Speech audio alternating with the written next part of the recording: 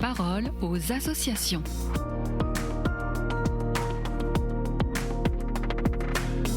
Bienvenue dans la parole aux associations. Aujourd'hui, on parle famille et accompagnement avec la Société de Saint-Vincent-de-Paul.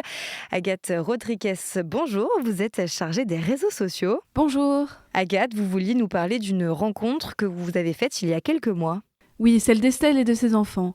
Estelle, c'est une maman courageuse qui élève ses 4 enfants dans un appartement en banlieue parisienne.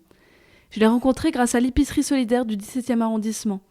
C'est un lieu où les familles peuvent venir faire leurs courses à prix très réduit, mais aussi rencontrer des bénévoles et prendre un peu de temps pour discuter. Et ce qui m'a tout de suite touchée chez Estelle, c'est sa force et sa gentillesse.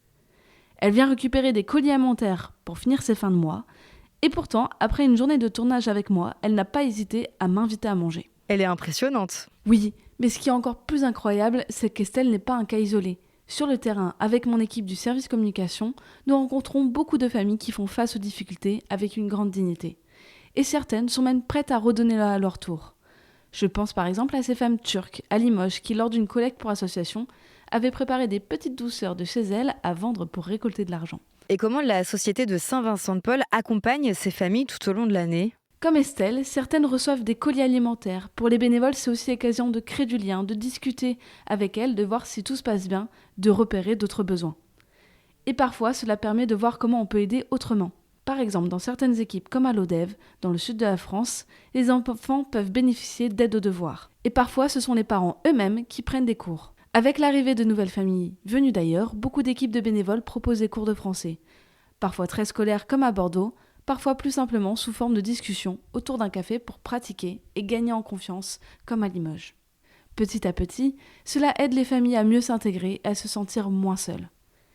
Et puis il y a aussi un soutien plus matériel quand arrivent certaines périodes importantes de l'année pour les familles. Des moments importants comme Noël, par exemple ?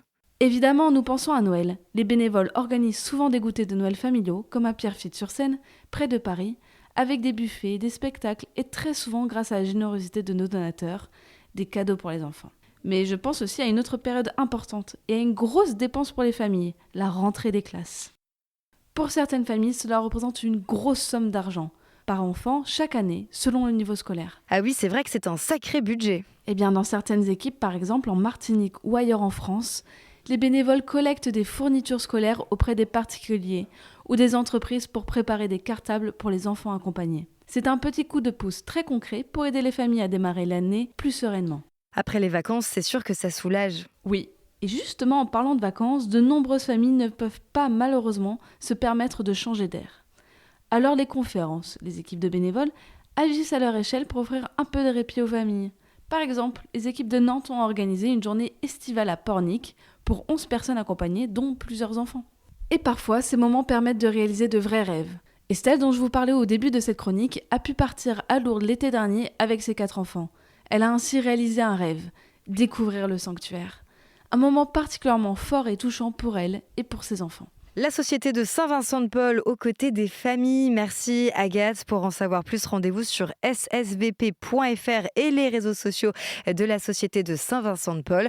On se retrouve dans 15 jours pour une nouvelle chronique sur KTO. La parole aux associations.